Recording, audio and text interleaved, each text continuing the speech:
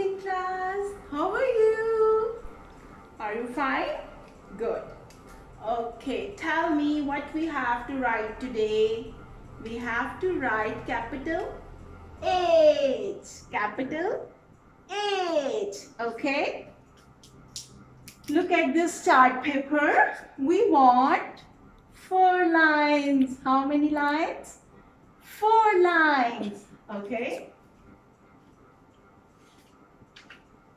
1, 2, 3, and 4. Okay. 1, 2, 3, and 4. Okay. Start at the top and make a line down. Okay. Start at the top and make a line down and go back to the top and make another line down. Okay.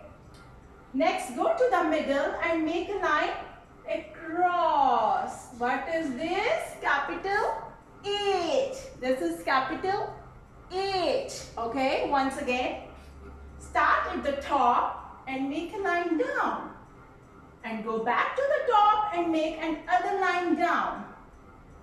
Next, go to the middle and make a line across. This is capital H. Okay. Start at the top, make a line down.